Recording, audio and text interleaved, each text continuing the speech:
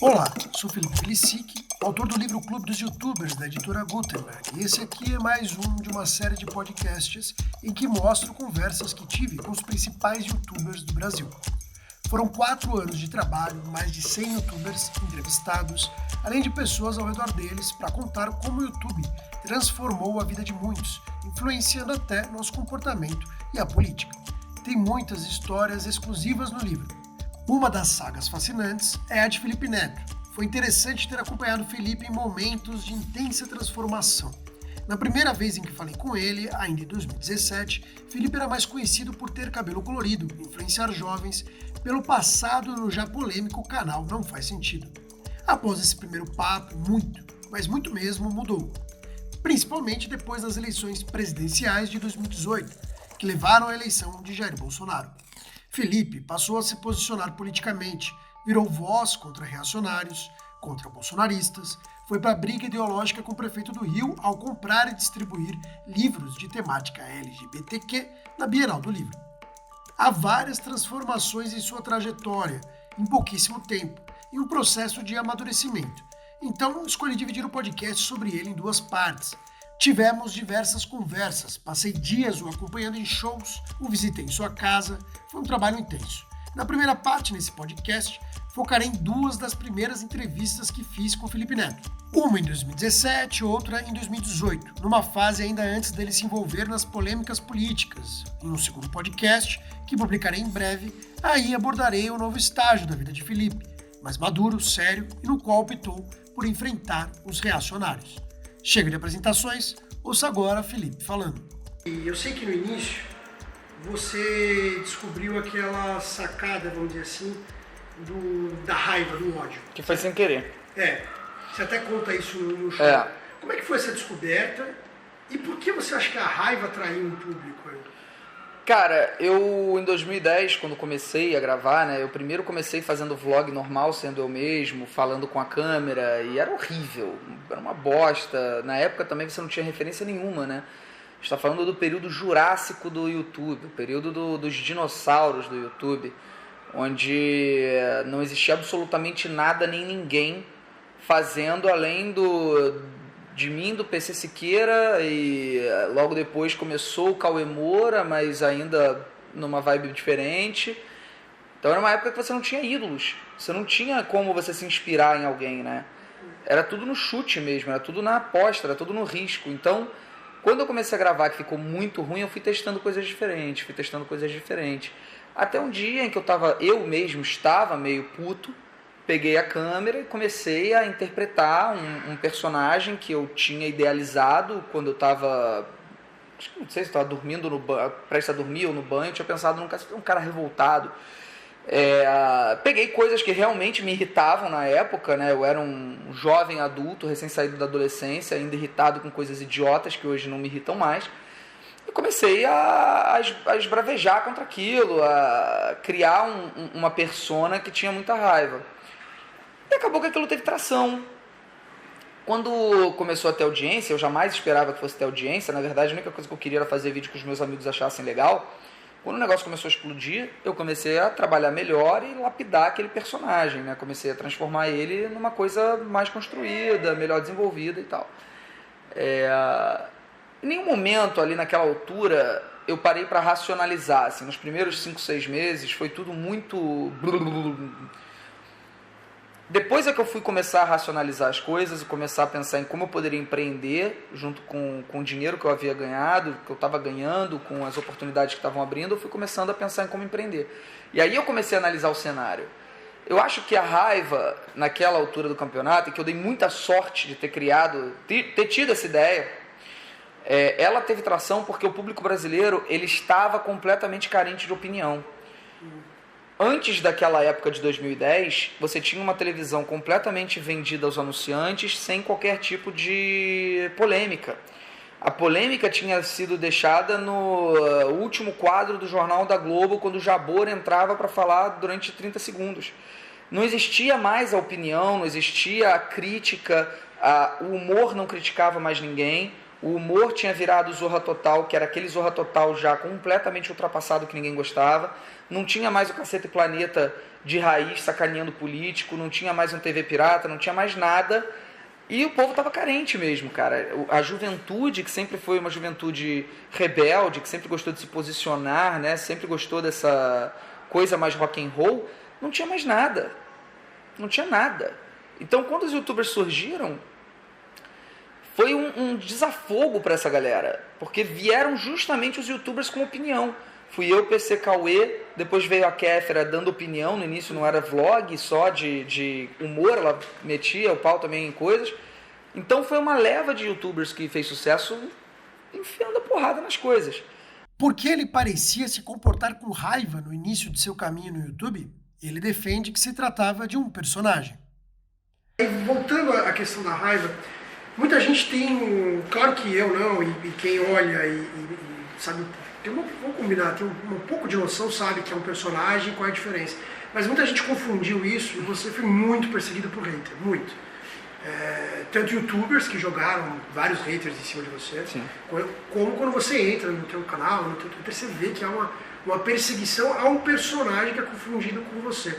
Você acha que foi ignorância do povo ou talvez uma certa inocência de você de falar com raiva e não esperar a raiva de volta? Não, eu acho que as duas coisas. A gente não pode culpar o público A gente não pode colocar toda a culpa de uma interpretação errada no público, porque você é responsável pelo que você diz, e se está sendo mal interpretado, provavelmente você também pode ajustar o seu discurso. Só que eu não sabia que o negócio ia fazer sucesso. Eu não estava preparado para aquilo, não fazia a menor ideia. Se eu soubesse, eu teria criado outro nome, de repente, para aquele cara de óculos escuros, teria criado uma outra persona. Eu não fazia ideia. Então eu não me preparei para aquilo. Quando a coisa toda começou a explodir, eu comecei a receber muito ódio das pessoas, eu tive muita dificuldade de lidar, entrei em depressão, tive crises de pânico, foi bem complicado. Não só pelo ódio, mas também pelo amor, porque o amor também pressiona. O amor, a cobrança vem junto com a fidelidade do seu público, porque aí vem a exigência de manter a qualidade, a exigência de você fazer um vídeo melhor que o outro. E naquela época, cara, numa época em que você não sabia nem o que o YouTube ia ser, cada vídeo que eu fazia eu tremia, porque eu não sabia se o meu próximo vídeo ia ter 10 views, ia acabar tudo que eu estava construindo. Então, os haters, eles começaram a entrar de uma maneira muito alucinante, mas não era nem apenas só por confundirem o personagem com a pessoa, mas às vezes por discordar do que eu estava fazendo, e às vezes simplesmente por ter raiva do sucesso também, que é uma coisa que acontece bastante. Por exemplo, é muito engraçado você olhar hoje, se você ficar olhando as redes sociais, você vai ver que hoje 80% dos meus haters dizem que gostavam do Não Faz Sentido. Mentira! Gostava nada. Xingava da mesma forma. Só que hoje, como eu faço conteúdo infanto-juvenil, aí eles agarram o Não Faz Sentido para falar naquela época era bom, você falava o que pensava, era politicamente incorreto e blá blá blá. Só que se você pegar esse mesmo cara, naquela época falava isso é uma bosta, faz sucesso porque o público gosta de conteúdo ruim. É um cara que gosta de odiar, né? Isso não adianta, você vai ter sempre. O meu irmão é odiado porque ele faz uma foca. É tipo, porque ele é um retardado imitando uma foca. Cara, e daí? Por que isso te incomoda, velho? Porque ele fez crianças imitarem uma foca num shopping. Por que você odeia o cara que está fazendo conteúdo para criança lúdica, brincando de foca? O que você prefere? Seu filho imitando uma foca ou seu filho assistindo MC Doguinha, falando, senta aqui, vamos fazer sacanagem com 12 anos de idade? Então é normal, cara. O ódio eu acho que eu vou lidar sempre. Não vai ter nada na minha vida que eu faça que não seja agredido, que seja xingado. Até abrir um quiosque de coxinha e pizza, tem gente que fala, que babaca, querendo ganhar dinheiro vendendo comida. Até isso você lê. Então, de que adianta se incomodar, entendeu? A escolha dos seus alvos, teve uma estratégia? Nenhuma, nem na calça colorida, no crepúsculo? Zero. Eu escrevi isso tudo no Não Faz Sentido por Trás da Câmera, né? Que foi um livro que eu fui escrevendo enquanto as coisas iam acontecendo naquela época. É um livro que eu me orgulho bastante do que eu escrevi ali. Não é um livro para criança também, é um livro que a primeira metade ele é até um pouco mais brincalhão, mas depois ele fica muito sério sobre o entretenimento em si. Eu não tinha a menor ideia. Eu dei muita sorte. No início eu dei muita sorte. Porque eu saí atacando coisas que era para eu ter virado o cara mais odiado do Brasil. Não era para eu ter virado um ícone daquela geração. Era para eu ter sido odiado, porque eu atacava justamente o que meu público gostava. Então era cada vídeo um tiro no pé. Só que eu acho que a galera se divertia tanto com as críticas em si, como elas eram divertidas, que eles ficavam do meu lado, mesmo às vezes discordando, às vezes até me xingando. Então, assim, se eu tivesse pensado... Cara, e isso eu digo com certeza absoluta. Se eu tivesse planejado, tipo, eu vou atacar o Justin Bieber porque eu vou pegar muita visualização, ou eu vou atacar o Restart e tal. Se eu tivesse planejado isso, eu era um gênio. Eu era o gênio do gênio, porque quando alguém ia imaginar que você ir contra aquilo que a juventude está gostando, ia fazer a juventude gostar de você. E eu não sou esse gênio. Então, foi realmente bastante sorte de eu ter escolhido temas que viralizaram entre os próprios fãs daqueles temas. E eu lancei vídeos também que não viralizaram tanto nesse período, porque as pessoas lembram mais desses. Sim. Mas eu fiz sobre putaria para aparecer, sobre playboy que dá porrada em balada. Tem um monte de vídeo dessa época, entendeu? Depois ele ganhou experiência, amadureceu, passou a se preocupar mais com tudo o que fala nos vídeos. Você pensa em cada palavra que você fala e você acha que o palavrão que você fala interfere na educação ou algo de uma criança? Hoje sim, hoje sim. Na época desse show que você assistiu, que era o Minha Vida Não Faz Sentido, eu não falava com crianças. Mesmo, tanto que eu nunca tinha visto uma criança de 6, 7 anos me reconhecer, ou pedir uma foto, ou vir falar comigo na rua. Isso mudou esse ano. Quando o meu público começou a sair do adolescente para ir para o infanto-juvenil, para abranger tanto a criança quanto o adolescente, eu senti o peso da responsabilidade disso. Há um abismo muito grande entre antes e depois dos 13 anos de idade. E isso a própria psicologia fala, os próprios pedagogos, se você conversar com pessoas do ramo, há uma grande diferença entre você falar para uma criança de 7 anos e você falar para um adolescente de 14. Quando eu comecei a ser parado na rua por crianças de 5, 6 anos, chorando, ali eu falei, não, agora a minha responsabilidade com o conteúdo que eu faço, ela mudou. Não dá mais para eu fazer vídeo falando sobre piroca e cu com uma criança de 5 anos assistindo meu vídeo. Então eu mudei o meu formato, eu tirei completamente os meus palavrões, isso já tem 7 ou 8 meses. Passei a toda vez que escapa qualquer porra ou qualquer palavra um pouco mais pesada, aparece uma coruja na minha boca fazendo brrr, e não sai o palavrão. Porque aí eu acho que há sim uma responsabilidade que é natural, né? Se você está falando com uma criança, você não está falando com um adolescente. O adolescente já recebeu a educação dos pais em relação a isso, ele sabe o que ele pode e o que ele não pode falar de palavrão. Você não vai ver um adolescente de 13 anos achando que é normal mandar a mãe tomar no cu. Só que se uma criança de 5 anos de idade ouve o ídolo dela constantemente falando sobre pau, cu, buceta, aí essa criança pode ser diretamente influenciada por esse conteúdo. Então eu passei a ter mais responsabilidade. O quadro que era Casa Matou Trepa virou Casa Matou Beija. Eu fiz mudanças no meu conteúdo para poder me adaptar às crianças que estão me assistindo. E me sinto muito melhor agora, né? Porque eu acho que essa responsabilidade ela fez com que o meu canal ficasse até um pouco mais família, como um todo. Eu percebi que ficou muito mais assistido por famílias juntas. O filho assistiu hoje com o pai, com o avô, com a avó. E da onde veio essa decisão? Foi uma questão emocional, de falar, eu não aguento mais, como você falou, teve essa questão de depressão e tal... Ou foi uma questão estratégica? Não, a depressão eu lido com ela há 7 anos já, eu tenho ela muito sob controle. A questão foi realmente de reinvenção como artista. Foi uma decisão tanto artística quanto empresarial. Quando eu decidi vender a Paramaker e a Parafernália e voltar para o YouTube, porque eu estava muito infeliz mesmo, foi uma decisão assim puramente de felicidade / infelicidade. Eu percebi que eu sou empreendedor, eu sou artista, mas eu não sou empresário.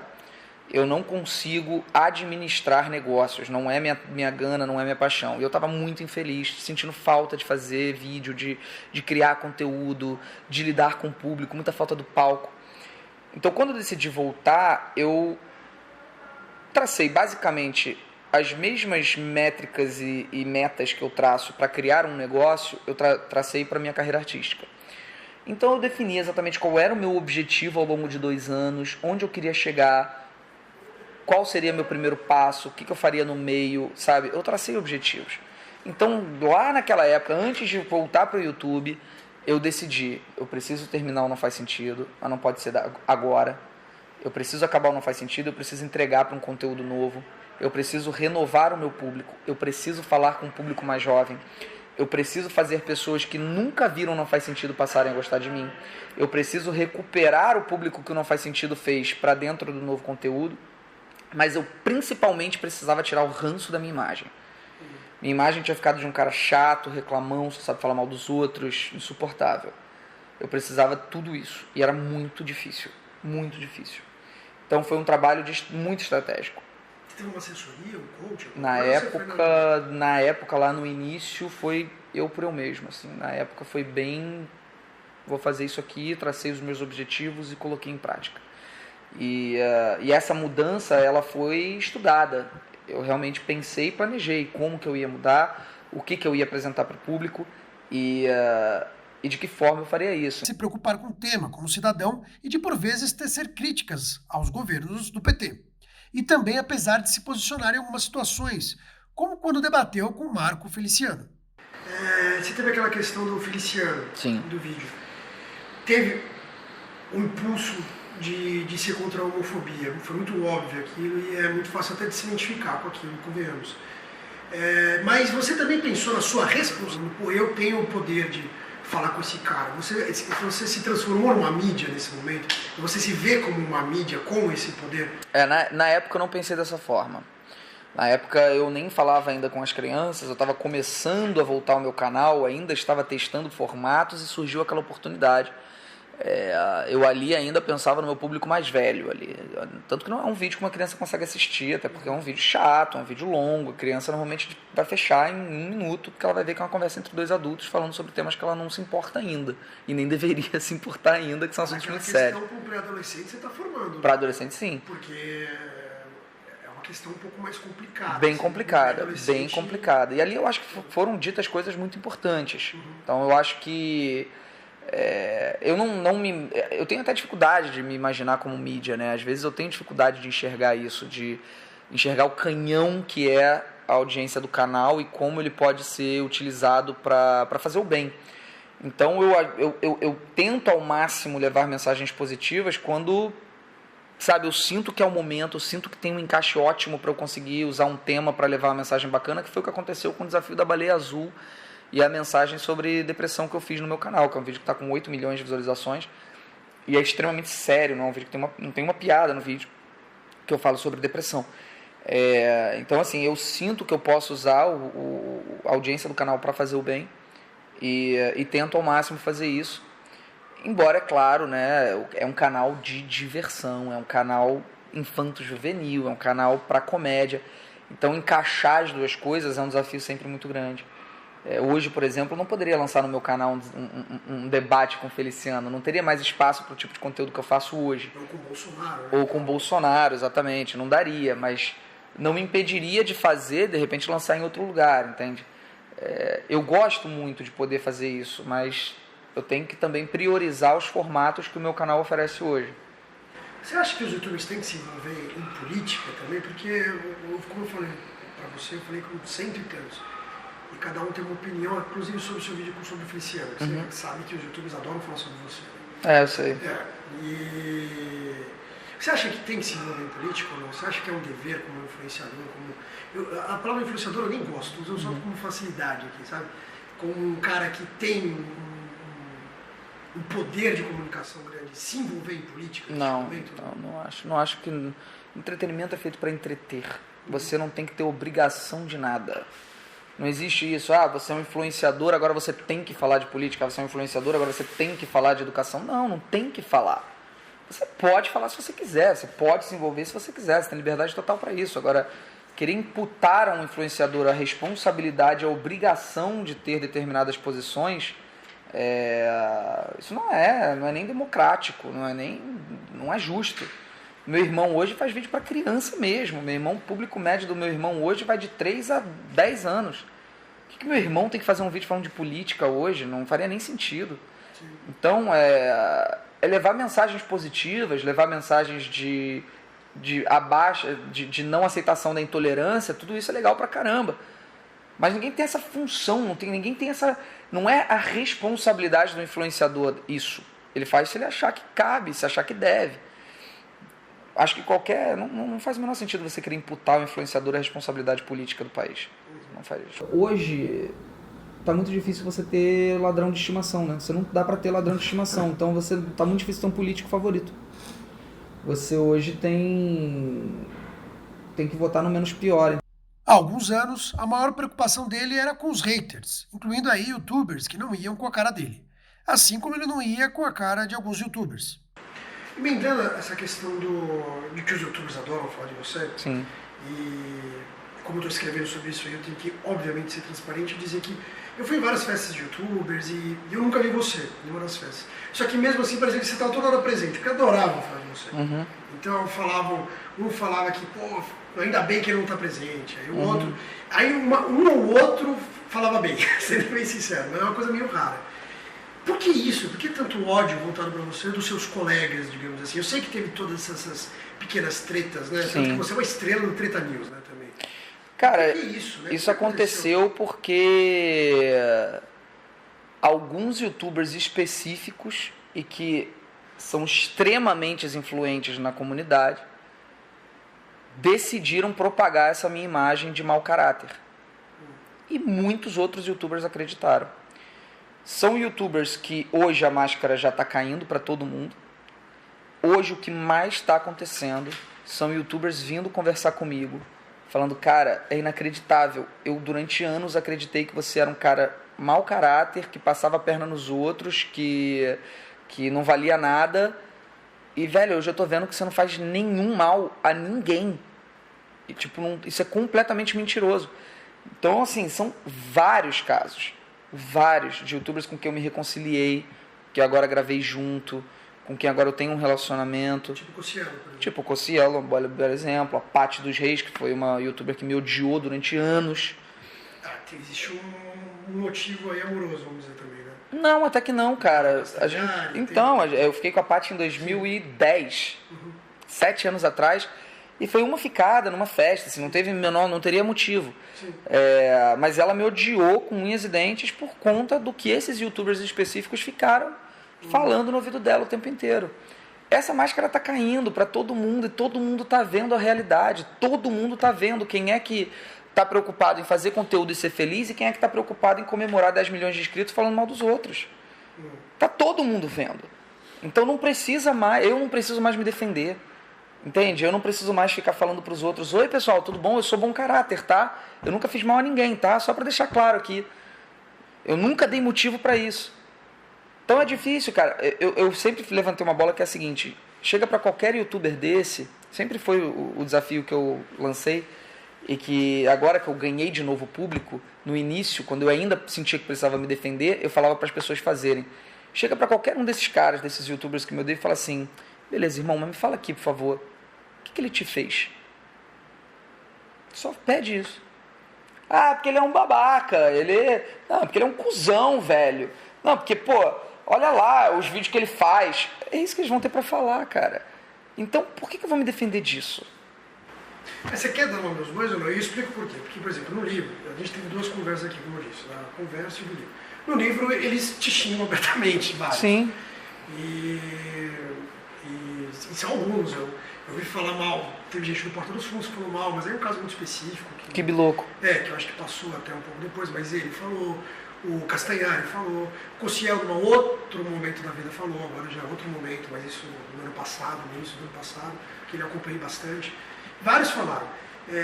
Você quer dar nome aos bois ou você prefere não falar? Como é que é essa sua relação? Porque eu estou deixando claro, eles falam, então... Eu sei exatamente quem fala mal de mim. É o Kibe, é o Castanhari, é o Jovem Nerd, que é o Azaghal, na verdade, não é o Alexandre. E aí eles influenciaram vários outros a me odiarem também. Por quê? Assim, é isso que eu não entendo. De onde nasceu? É porque você é bonito? É porque você Não. O Castanhari é um enigma. Ninguém entende. Nem os amigos dele. Ninguém entende. É uma coisa completamente pessoal. O Castanhari me odeia num nível que ele não aguenta. Ele me pediu desculpa 3 vezes já. Na terceira foi quando eu falei, irmão, chega. Eu não quero mais ouvir tua desculpa. Chega. Isso, meu? Foi por mensagem. Na primeira vez, ele assim, é surreal. Os casos são surreais, cara. Assim, eu prefiro te contar, porque já que vai sair o que eles falam de mim, eu acho que vale a pena falar, então. Eu nunca fiz nenhum mal ao Castanhari, além de ter ajudado ele no início, quando ele não era absolutamente ninguém. E eu criei um negócio chamado Rede Parafernália na época, em que se uniram youtubers para se autopromover, se autodivulgar. Era a Parafernália, a Kéfera, o Cauê Moura, o Marcos Castro e o Castanhari, quando o Castanhari não tinha nenhum inscrito. Ele tinha tipo 10 mil inscritos.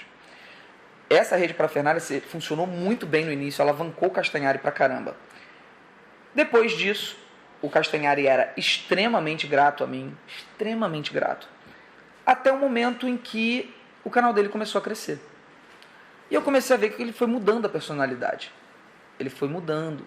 Aquela gratidão, de repente, passou a ser eu cheguei aqui sozinho e não me importa mais nada. E quando eu criei a Paramaker, ele estava palavrado para vir para a Paramaker.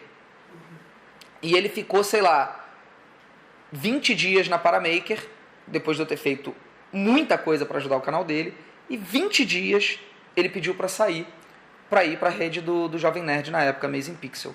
E aquilo me deixou muito puto. Eu falei, caramba, cara, depois de tudo que eu fiz, eu te divulguei quando o canal não tinha inscrito nenhum, sabe? Eu te ajudei pra caramba quando você não tinha nada. E tu quer sair da Paramaker por quê? Não deu nem tempo da gente fazer trabalho. Ele, não, eu quero sair, a Amazing Pixel tá me oferecendo mundos e fundos e vai ser incrível e não sei o que, não sei o que lá, não sei o que, não sei o que lá. E ele saiu. No momento em que ele saiu da Paramaker, o canal dele foi pego pelo robô do YouTube. Porque ele estava protegido pela network. E o canal dele não era pego por Content ID, por conteúdo de direitos autorais. No momento em que ele saiu, ele tomou vários strikes da Fox. Tomou 2 de cara, se tomasse o terceiro, o canal dele ia ser apagado. E aí deu um escândalo público gigante e todo mundo começou a cobrar. Mas e a Paramaker? Felipe Neto, cadê? Não vai salvar o canal do Castanhari, cadê? E ninguém sabia que ele tinha pedido para sair. E aí eu fiz a única coisa errada da minha vida contra o Castanhari. A única coisa errada. Eu tuitei: tá vendo, Castanhari? Se você não tivesse saído da Paramaker, isso não estaria acontecendo. Foi a única coisa errada que eu fiz. Naquele instante, eu vi que eu tinha feito cagada. Eu tinha agido por impulso, eu tava puto. Eu tuitei uma idiotice, porque o moleque já tava se ferrando, parecia que eu quis empurrar ele no trilho. E apaguei a tuitada, no mesmo dia eu apaguei a tuitada, mas aí já não adiantava. Ali, parece que tudo que ele queria era um motivo. Porque a partir dali, ele passou a ter um ódio que eu nunca vi nada igual. De ninguém. E o Jovem Nerd é a mesma coisa, o Azaghal, a mesma coisa. Eu pedi desculpa para ambos, tanto publicamente quanto no privado, por aquela tuitada. Falei, cara, desculpa, eu agi erradaço. Eu não tenho nenhum problema de ego, de orgulho de dizer que eu errei. Eu errei. Dei uma tuitada de cabeça quente, perdão. Quem não fez isso? Cauê Moura fez um vídeo no início do canal dele falando que preferia engolir um balde de mijo e vômito a assistir um vídeo meu. No dia seguinte apagou, pediu desculpa. Eu falei, beleza, brother, acabou, morreu. Morreu. Então, assim, foi uma tuitada. A partir daquele instante, o Castanhari passou a fazer campanha contra mim dentro dos bastidores do YouTube. Todo mundo sabe disso. Todo mundo sabe. Só nega quem ainda está do lado dele, quem ainda acredita que eu sou mau caráter, quem ainda acredita que eu sou um cara que faz mal aos outros. São os únicos que vão negar.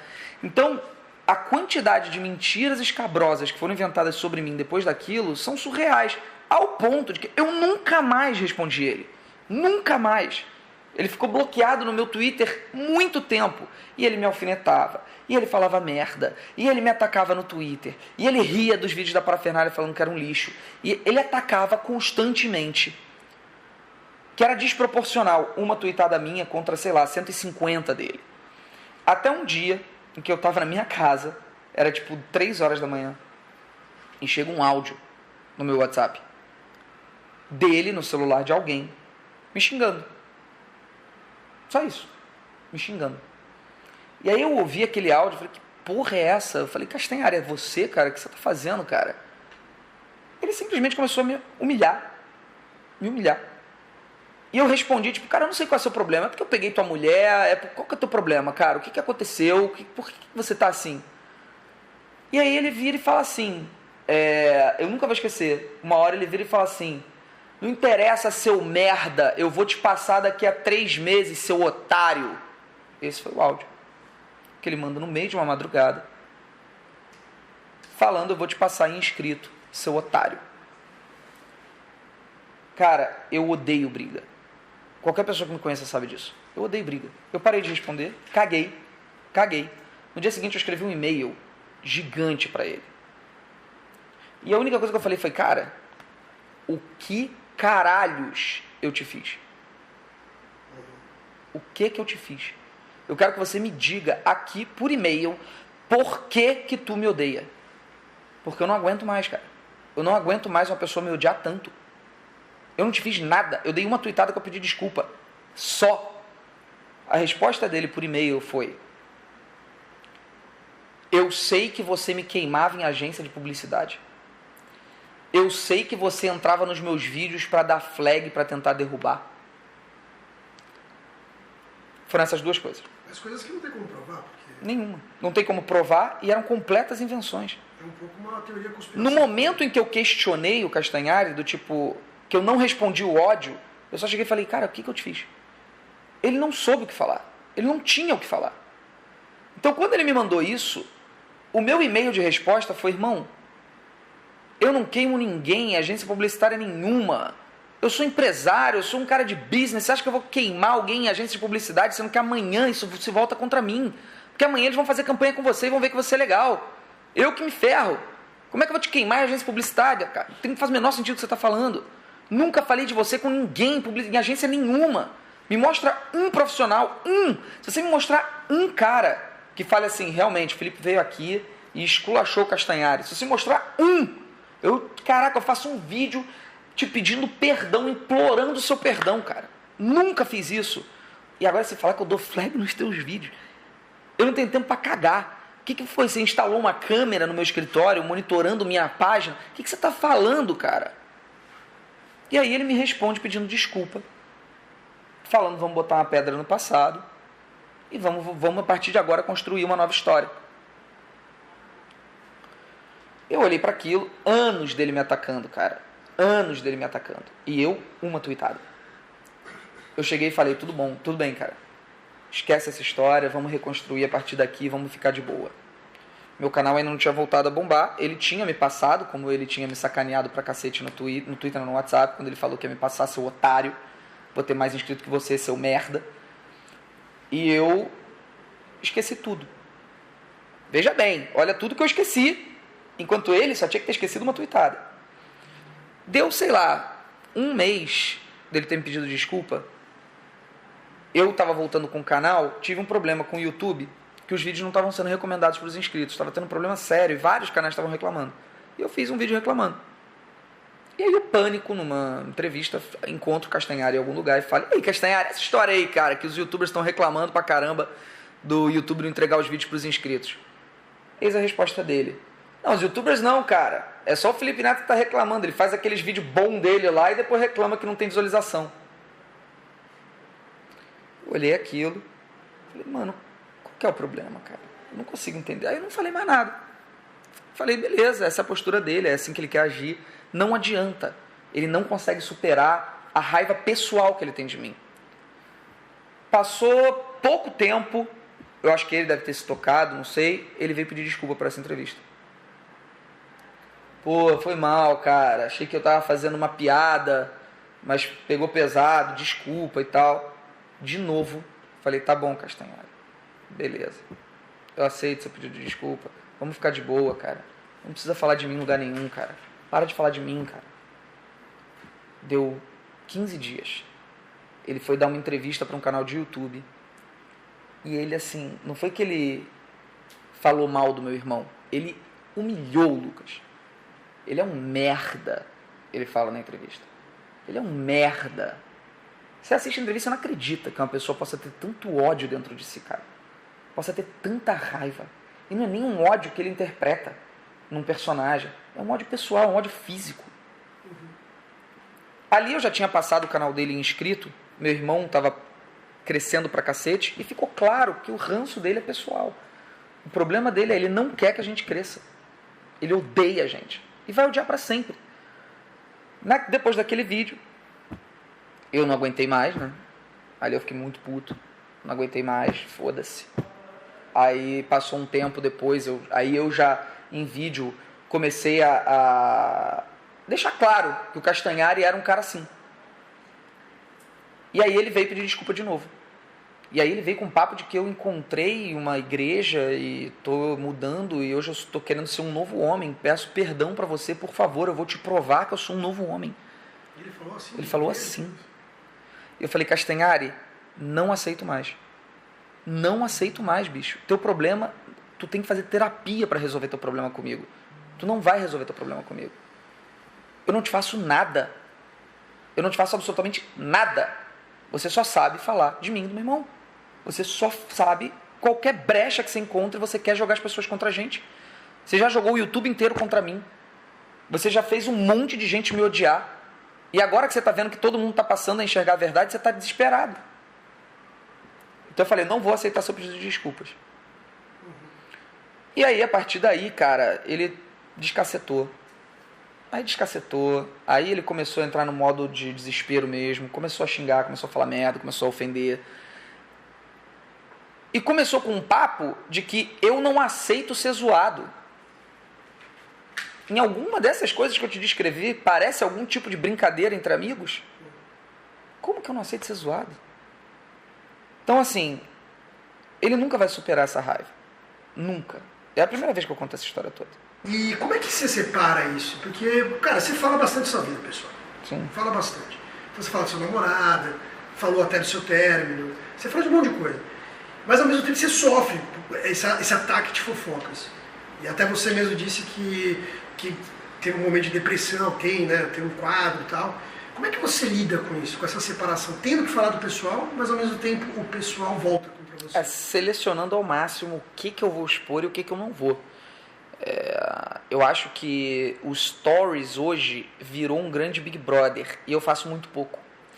Então a minha exposição ela fica limitada ao ambiente do YouTube e do meu aplicativo.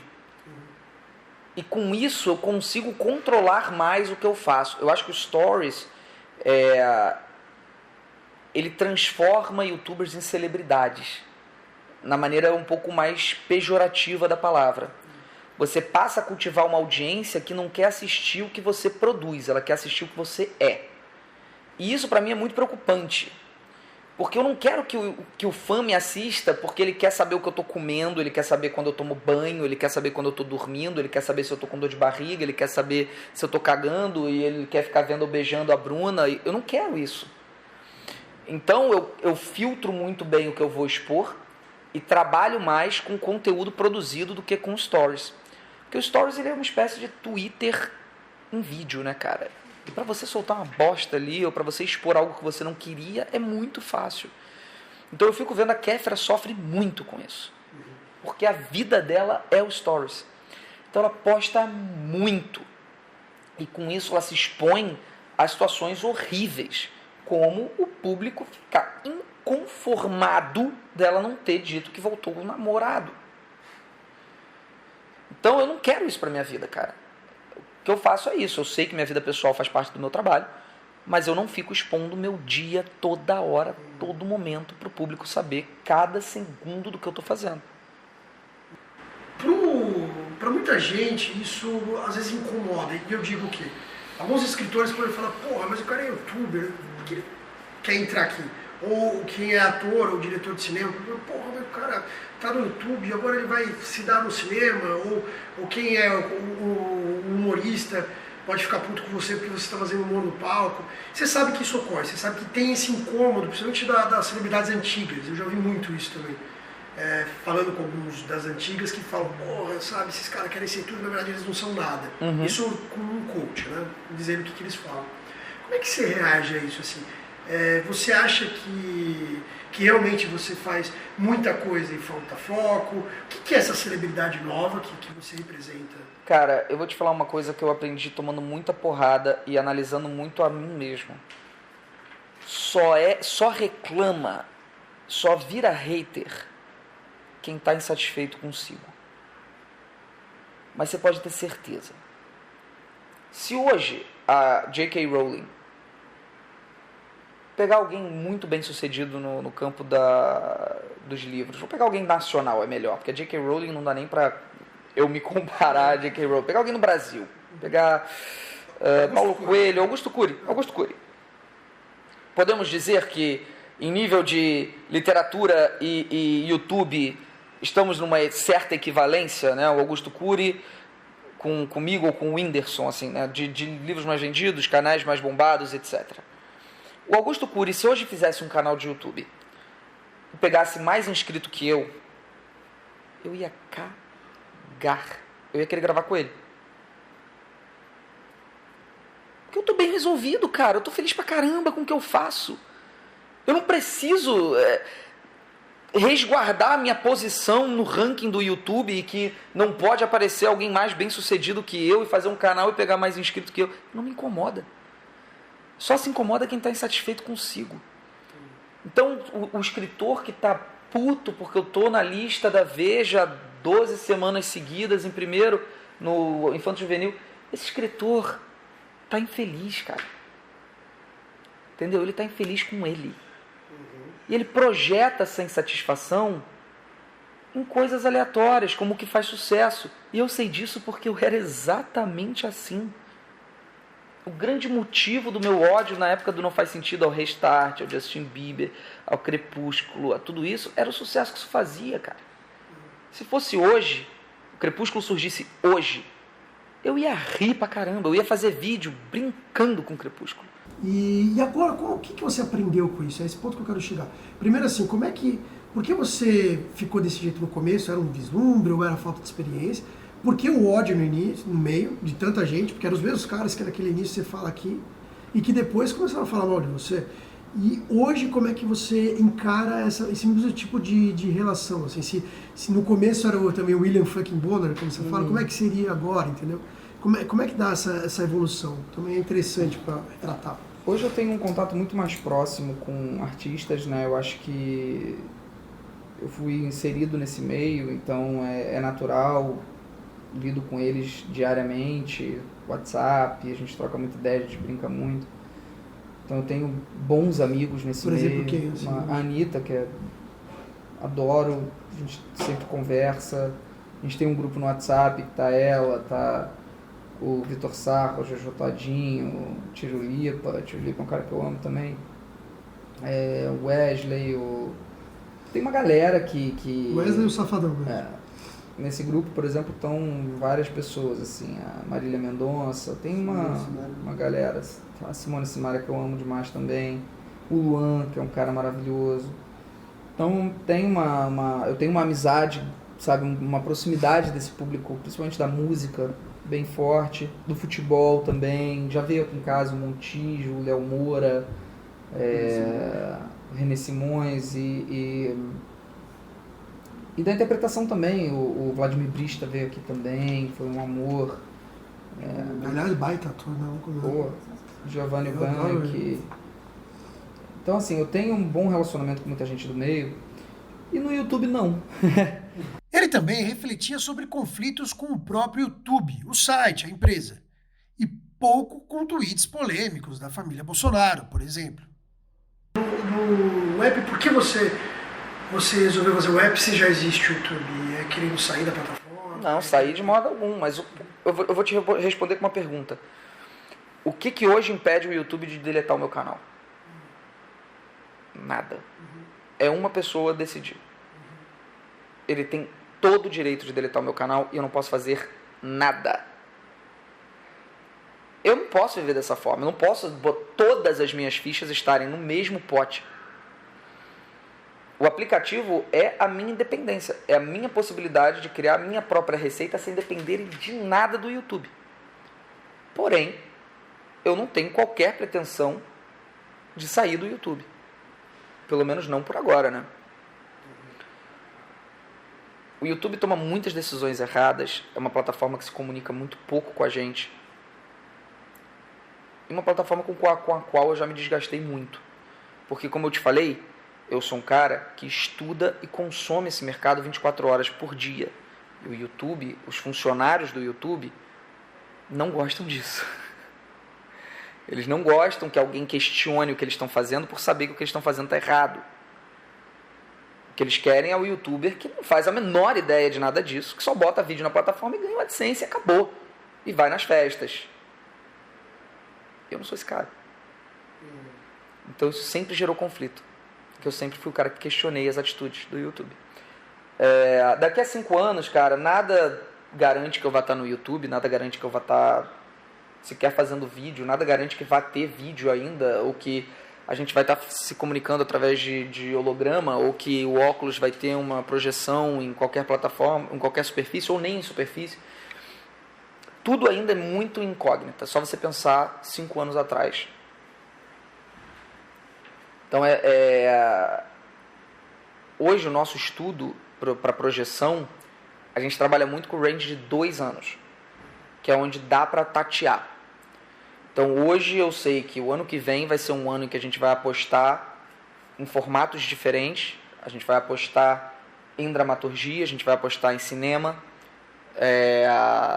a gente vai invadir mercados e lojas com produtos, a gente tem uma série de coisas que estão sendo projetadas para o ano que vem e que vão dar muito certo, a gente tem certeza absoluta disso. O que a gente já sabe é tudo que vai acontecer no que vem e já estamos com um bom planejamento para 2019. Então isso é que você precisa ver nos youtubers. Que youtuber já está vendendo ação para a Copa? Porque a gente já está com o projeto pronto. É realmente se comportando como uma empresa mesmo. Lógico, cara. Você vai bater de frente com a rede offline, você tem que trabalhar com eles, cara. Todas as televisões já estão com as cotas de patrocínio da Copa tudo fechado. Como é que eu não vou estar? Felipe Neto mudou muito, muito mesmo, desde que começou a explodir na internet em 2010. Será que ele se arrepende de algo do passado? Você se arrependeu dessa sua fase de ódio? Nem um pouco.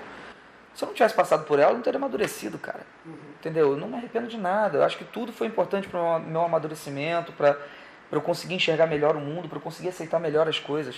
Eu era homofóbico nessa época, cara. Tem vídeo meu falando um monte de merda homofóbica nessa época. Mas você pediu desculpas? Pedi, com certeza.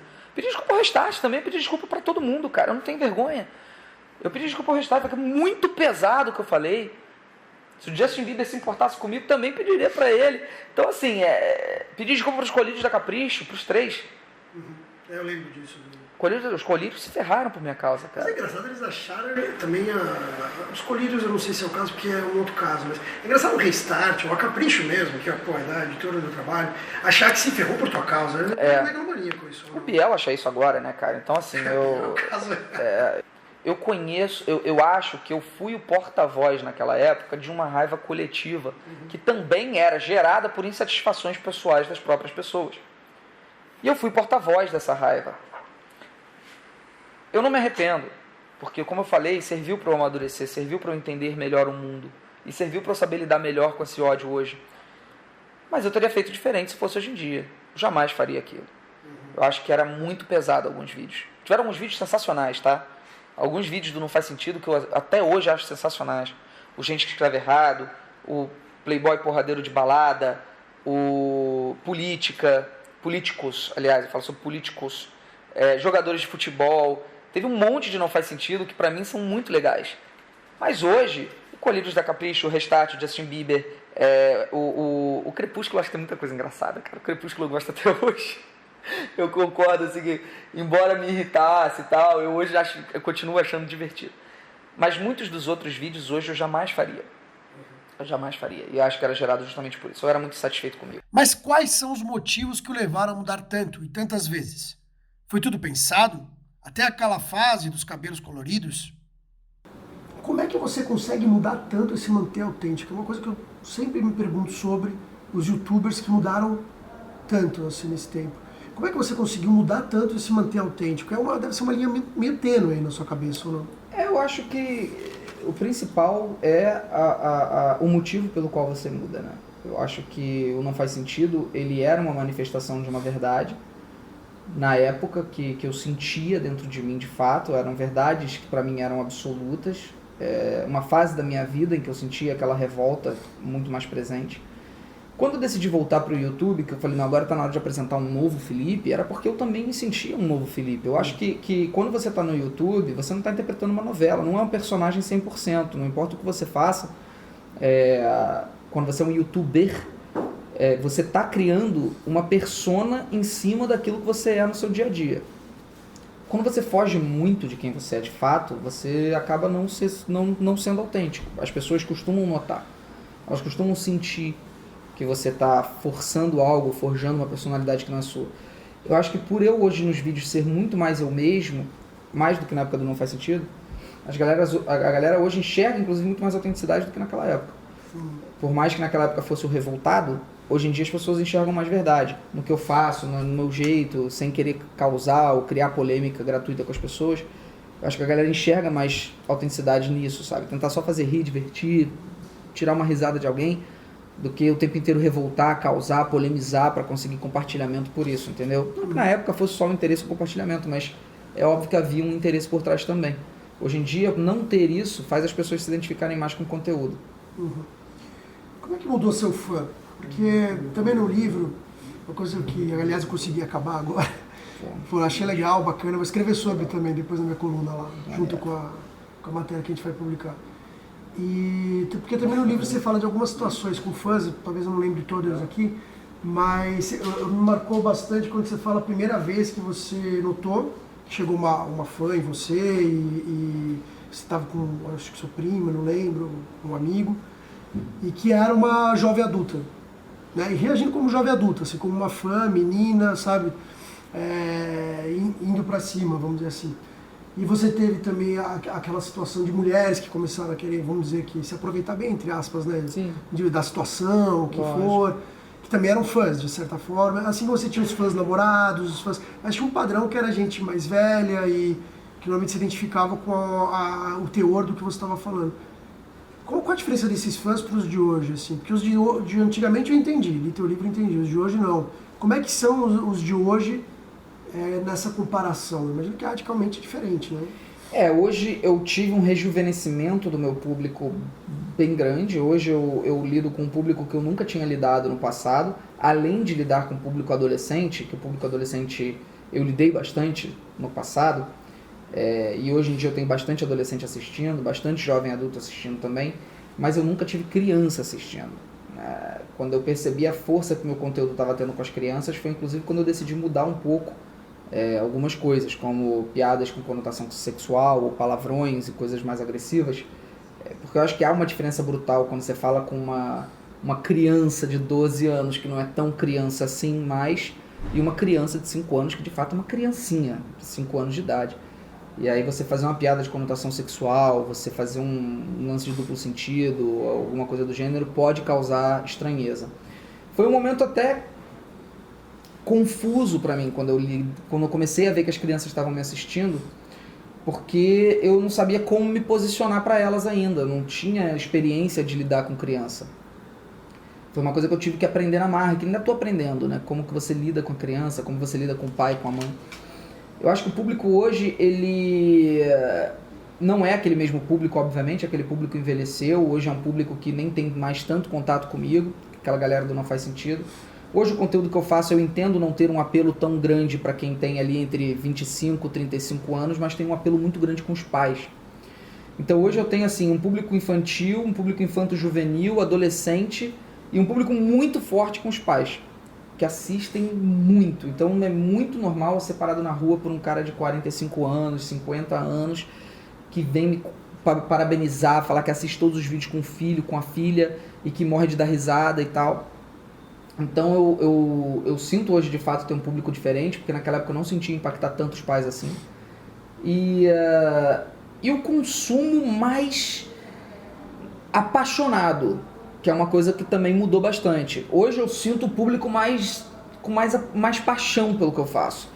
Antigamente gerava mais um instinto revoltado e hoje gera mais um instinto apaixonado, que é o cara que atravessa o estado para ir na minha peça, sabe? Vai de carro e consegue chegar e faz loucuras para conseguir estar ali onde eu vou estar, vai no lançamento e tal. eu senti essa paixão aumentar muito. Eu acho que tem a ver justamente com o fato de que hoje eu faço um conteúdo mais leve.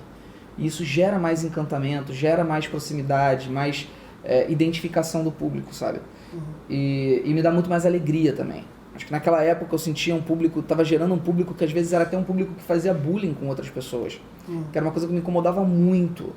Eu via o Não Faz Sentido às vezes ser usado, frases do Não Faz Sentido serem usadas por crianças que faziam bullying com outras crianças. Tipo qual frase, por exemplo? Tipo na época do Restart, que começaram a fazer bullying nas escolas com quem gostava de Restart usando frases do meu vídeo. E aquilo na época me causava um pouco de desconforto, mas eu ainda era um moleque e não entendia direito quão ruim aquilo era. Hoje eu olho e falo, caraca, que bosta, sabe? Saber que alguém usou uma frase minha pra fazer bullying no passado com uma outra criança que só gostava de uma banda. Então, são coisas que hoje eu me sinto muito mais feliz por não ter na minha vida, sabe? Não gerar esse tipo de consequência, não gerar raiva, não gerar ódio. Gerar só diversão, e quem não gosta só não assiste, não tem mais o ódio que o Não Faz Sentido gerava, sabe? Aí, agora vamos falar rapidamente do seu cabelo, a gente falou disso, mas aí eu acho que seu cabelo é um óbvio símbolo visual de muita mudança, né? Sim. Que muda pra caramba. E você falou como surgiu mais ou menos a ideia, que você tinha aquela coisa de a cada milhão e tal, não sei o quê, mas vamos pensar no antes de você apresentar essa ideia. Quando você falou, eu vou pintar meu cabelo seguindo essa tendência.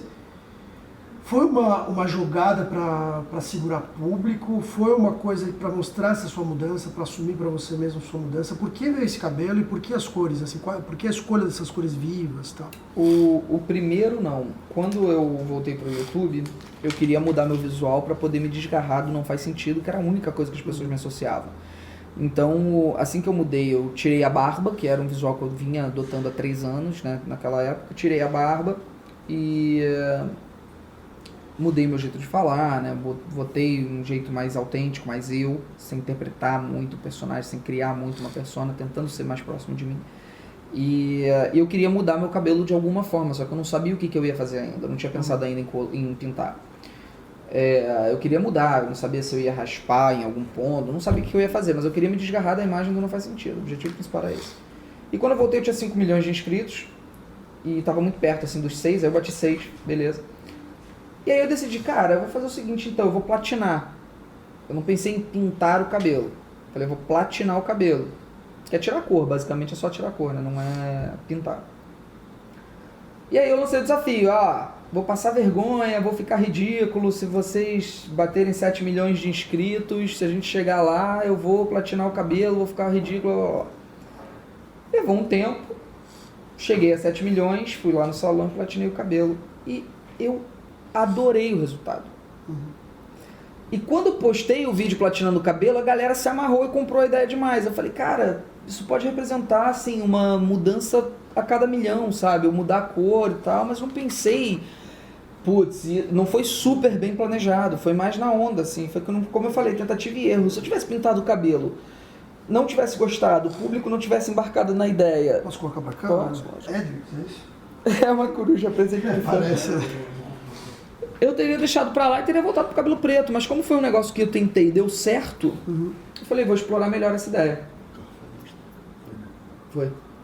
Vou pintar de rosa, pintei de rosa. Vou pintar de azul, pintei de azul. E a coisa foi evoluindo, cara. Só não imaginava que ia ser tanto cabelo em tão pouco tempo, né? E até o significado disso, né? Tem um significado simbólico forte pra você. Aí veio público, esse resultado simbólico que ele não foi planejado com antecedência, embora eu quisesse mudar o visual, sim, baseado nisso. Eu queria mudar o visual pra me desgarrar do conteúdo do passado. Mas eu nunca imaginei que o cabelo representaria tanto a minha personalidade, sabe? E acho que foi um casamento perfeito. Acho que tive um pouco de sorte nesse sentido. Felipe Neto é tipo como aquela música do Raimundos. Ele é de fases. Foram muitas fases. Mas olha, já lá em 2017 e 2018, era possível perceber, sabe o quê? Uma semente nascendo dentro dele. De uma figura que se enerva com certas injustiças, com alguns políticos, de Lula a Bolsonaro, e já se mostrava natural que iria um dia mexer nesse vespeiro. Falando do Lula, quando você teve... Agora eu vou resgatar de memória, eu posso errar alguma coisa aí. Não, sem problema. Mas eu lembro que no ano passado, não lembro exatamente quando, você fez um vídeo de político, né? De políticos, ou, que você falava de Dilma e tal, né? Eu lembro de ter visto, acho que você cita também no livro, agora também eu estou resgatando de memória. Mas o vídeo existe, certo? Existe. Existe um Não Faz Sentido Políticos e um que eu falo especificamente do Lula e da Dilma. Isso, verdade, é. E, primeiro, você ainda se posicionaria politicamente, e agora é ano de eleições. Você Sim. planeja se posicionar politicamente? Você vai declarar voto? Eu vai acho que falar não, contra cara. alguma coisa? Como é que é? Eu acho o seguinte, eu não tenho nenhum problema de me posicionar politicamente, como eu já me posicionei no passado, só que se você for olhar os meus Você declara voto, né, posicionamentos... pelo que eu lembro, né? Você não declarou voto, né? Não, na última eleição não. Cara, eu sou um cara que é o seguinte, hoje tá muito difícil você ter ladrão de estimação, né? Você não dá pra ter ladrão de estimação, então tá muito difícil ter um político favorito. Você hoje tem que votar no menos pior, então, cara, num ano em que a dúvida das pessoas é entre Bolsonaro e Lula, que são os favoritos aí, a não ser que o Lula se torne inelegível, fica muito difícil você declarar algum voto, porque, por exemplo, se for um segundo turno, Lula e Bolsonaro, qual é o meu voto? É nulo. Como é que eu vou votar? Como que eu vou me posicionar politicamente num cenário desse, cara? Como é que eu vou falar? Então você nem vai tratar, assim, Eu o seu plano. Eu não sei o que vai acontecer, assim, nesse momento eu tiro sarro, nesse momento eu faço piada. Essas conversas, como eu falei, aconteceram antes das eleições do ano passado. Antes de todo o conflito que ele, assim como muitos outros youtubers, dentre várias celebridades, ativistas e etc., comprariam depois com políticos reacionários. Antes dele encarar o presidente Jair Bolsonaro, assim como os filhos 01, 02 e 03. No próximo capítulo desse podcast, mostrarei uma entrevista que fiz com ele neste ano, em 2019, aí já falando desse novo momento do Felipe Neto, delicado, só que de imensa coragem, pelo qual ele passa. Se quiser ouvir o próximo capítulo, inscreva-se no canal, clique aí no sininho, e então será avisado quando for publicada a segunda parte.